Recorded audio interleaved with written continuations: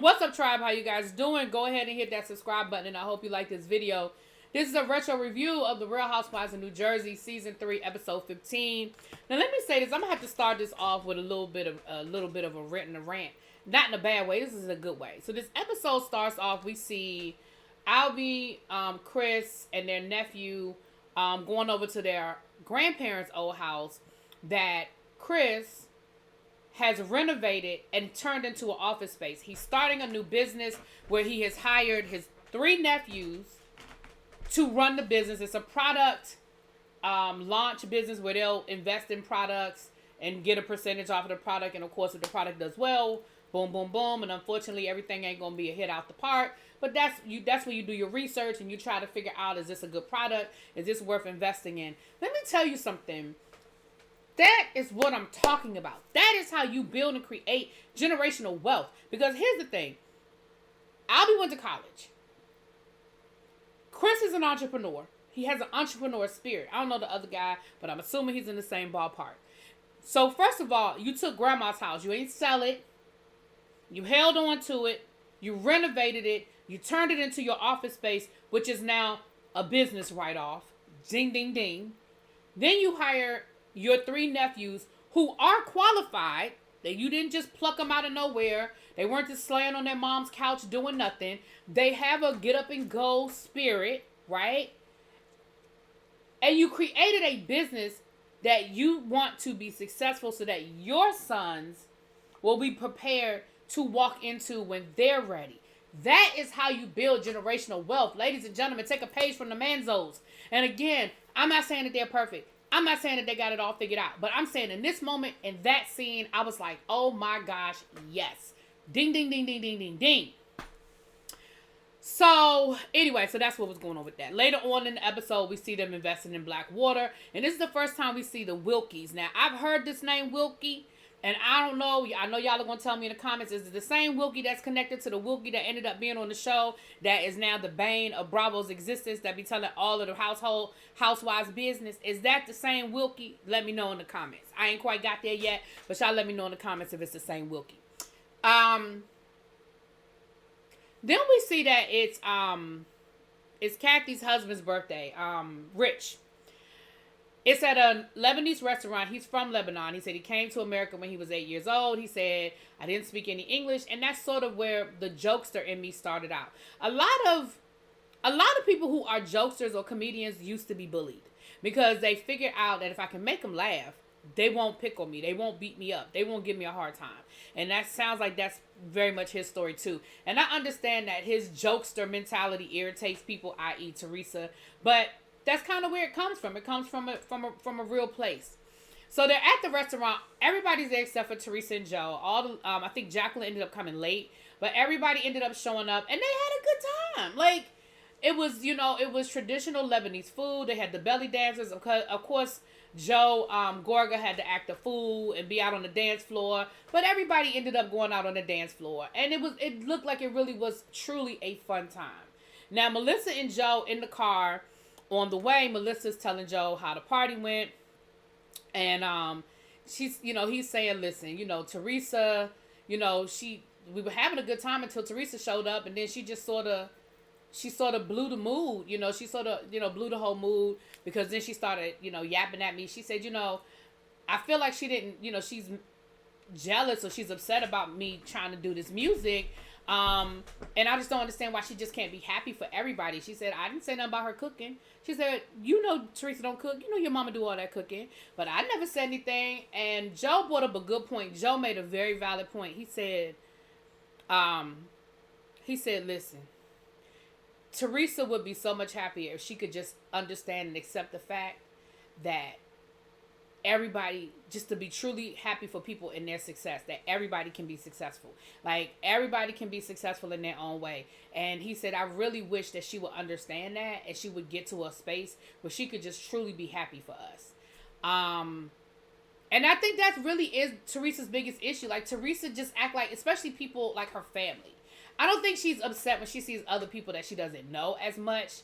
But when it is her friends and her family, it's like this competitive thing where she always has to be on top. She always has to be at the top.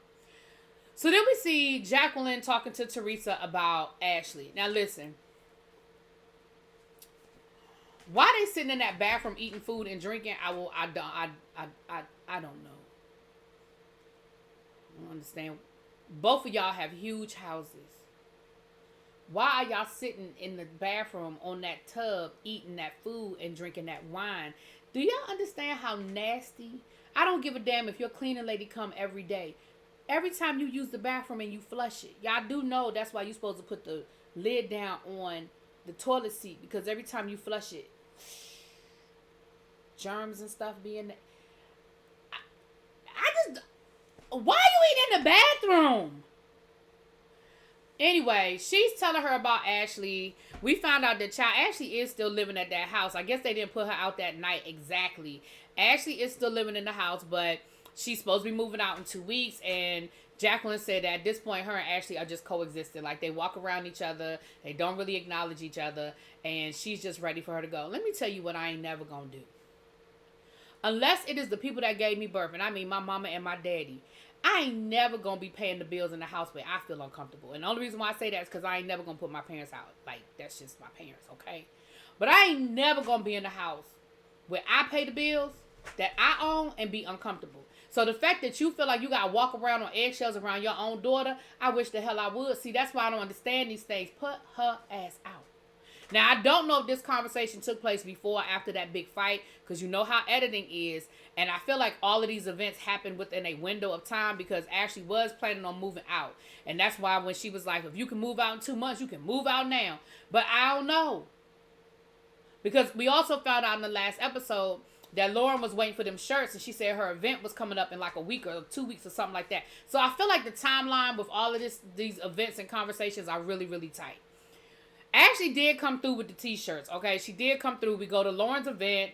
Ashley did come through. She showed up with the, I'm just going to tell y'all, them t-shirts was ugly. I ain't like them. And I feel like Lauren didn't like them either. I feel like that is not what Lauren wanted, but that she just had to go with it because that's the best that Ashley could do. And it was last minute, and she was trying to really help her cousin out. But if she had to do it all over again, I do not think those are the t-shirts that Lauren would have chosen, because those t-shirts were not cute. I didn't like them. I like the t-shirts with the damn, brushes on them before. I like that t-shirt that she came up with. And then the t-shirts was wrinkled. They wasn't folded. They weren't ironed. Anyway.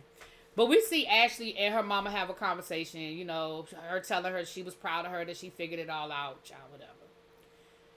So then we see Teresa at the grocery store with the girls acting a fool, climbing in and out of the frozen food section, taking stuff and putting it in the cart. Teresa talking about something. I don't feed my girls frozen dinners. We eat everything fresh. I cook for my kids. And as we see Gia pull out a frozen dinner out of the freezer, y'all know how production got to be shady. Now, to be clear, when kids go to the grocery store, I know I did it when I was a kid. You pick up stuff that you ain't never had. You see it, you want it, it look good because the picture looked pretty. So that don't mean that Teresa was really feeding them kids takeout dinners, TV dinners. I remember my mother was against TV dinners. I remember the first time my mother bought a TV dinner, and she was like, "Oh my gosh, I've never done this before." And she said, I remember my mom struggled with that the first time she bought us a TV dinner, and I think that was the last time too. I don't think my mama did that no more. She felt some kind of way about a TV dinner, honey. But we see that Teresa calls Joe at the grocery store to invite him to her book signing event, because remember he said, "Listen, you never invited me to your book signing event before. I didn't know that's, and Teresa was like, "You just show up. It's a book signing. It's open to the public." And he was like, "Yeah, but you're my sister. Like, I want to know that you want me there." So she invited him, and he said, "Of course I'm gonna come. Like, thank you for inviting me. Like, I feel like I really appreciate the fact that you're inviting me. Like, thank you so much." Well, the day of the book event, Joe Gorga Joe Judice starts texting Gorga, cussing him out, telling him he gonna fight him, telling him don't go to the book signing, he'll break his neck, he'll break his jaw, he'll do all these horrible things if he actually does show up to the book signing. He told him don't go, stay away. And I'm not understanding where this came from. Later on in the episode, Joe makes it seem like Gorga cussed him out first, and that Gorga started it. I think Joe Giudice, because what Melissa is saying is we're trying to make things work. We're trying to make amends. We're trying to get the family back on the same page. But hello, your husband is texting my husband, cussing him out. Like, how are we supposed to move forward if everybody, if you're sending him these messages, you're threatening him, telling him not to come, when Teresa invited us? Like, Teresa wanted us at the book signing. Well, the book signing took place today, but it looked like it was a snowstorm. Weather was really bad. Teresa was late. She was at least 20 minutes late. I think she was later, but we know that she was at least 20 minutes late. There was people waiting for her. So when she got there, she's doing her book signing. It looked dry. Look, that event looked dry. I know that they can't really play the music because of the whole, copyright claim with music and stuff. But child, it didn't look like they was having no fun. It looked like they paid them people to stand in line to get them books signed. Because it just didn't look, they didn't even look excited to be meeting Teresa. They just was just there.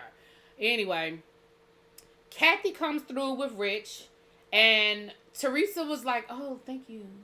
She was real dry about it. And Kathy actually, she said, well, I want you to sign my book, but I actually have a book. She had bought Teresa's book. Like, you would think that that's the kind of thing that would make Teresa be like, oh, wow, like, you had my book. Thank you so much. Mind you, by the time Kathy and Rich got there, child, there wasn't nobody in that bookstore. The bookstore was empty. Teresa was just there signing books. Because, whenever you have a book signing, you leave books at that store. So she was just signing books there that the owner of the bookstore could have to sell. And I just thought that was a nice gesture that, one, Kathy came, and two, Kathy showed Teresa that she actually had bought her book to support her and had her own book. But Teresa she seemed to be too impressed with it, so it's whatever. And then she said, well, I want to buy another book for my mom. Like, she's like, I'm really trying. Like, I'm really trying to make this work with Teresa's tale. So then Joe and Melissa come in. They're late.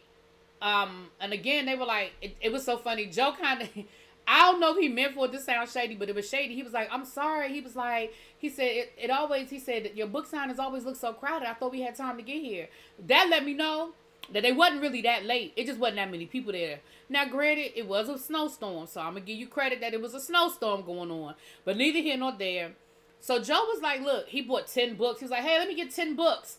And Teresa was like, I gave you a book. He was like, no, I want to support you. Let me get 10 books. Like, I'm going to give them away. I'm going to give them to my friends. Again, I feel like this was his way of showing I'm really trying to support you. I'm really trying to be there for you. I want you to see that I'm buying up your books and I'm going to give them out to my friends and all those good things. So then he says, Teresa, look, I'm really trying to make things work with you, but you got to talk to your husband. Like, your husband's got to stop threatening me. He's sending me these text messages. He's threatening me. Now, Teresa was like, he didn't threaten you. He didn't threaten you. I really wish Joe had pulled out his phone before he started saying that. Because y'all already know how Teresa is. Y'all already know that Teresa don't believe shit stink. So I feel like the minute he started saying that your husband was cussing me out, I feel like was when Joe should have pulled out his phone and showed Teresa the messages. But of course, Teresa was like, he's upset because he feels like, that they never supported me before. So now all of a sudden he's upset, he's upset. Girl, just be like, you know what? I'm going to go talk to him because of me. A lot of things have been done and said when I wasn't in a good place, when you weren't in a good place. Now I need to let him know that we're trying to work this out. And for him to just, if he can't be positive, just stay out of it. But Teresa's never going to do that. She's never going to do that. So then she goes home and her husband is drunk. Her husband is drunk as hell. And Teresa's embarrassed because it's a house full of people when she gets there. He's drunk and he goes to do a flip on the girls' mat because the girls are doing gymnastic stunts. And he ends up chipping his tooth, which of course gets Gia all upset. She's crying and she's all upset. And Joe is so drunk, he don't think it's a big deal. He's laughing about it. Teresa, like I said, is embarrassed.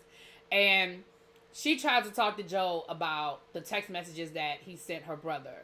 And now, again, he's defending himself. Well, I didn't do this and I didn't do that. Well, he did this and he did that. And he said this to me and he said that to me. And again, at this point, when people have strife and people fall out, things are said on both ends.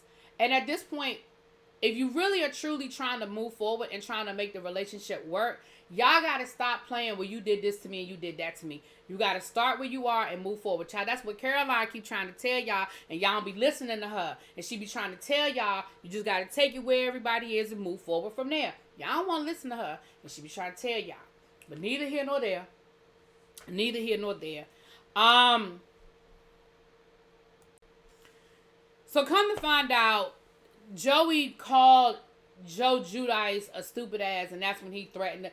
It's just the back and forth, back and forth, back and forth. So then he starts talking about, well, that's why he broke up with Teresa, because he said Joey's been a problem in that whole relationship, because that's why he had broken up with her when they were dating, because her brother was still talking to the ex-boyfriend, and he felt like it was disrespectful, and he felt like Teresa didn't do enough to stop it or didn't do enough to get involved. And he even told her, he was like, don't go against me when it comes to your brother. Like, don't choose your brother over me, because you already know that that's not going to be a good thing. And I feel like he was threatening her then with divorce, saying, you know, that's why I broke up with you before, because I felt like you chose your brother over me. And I was like, oh boy, here we go. But anyway, that was pretty much the episode, you guys. Let me know what you think. I'll talk to y'all later.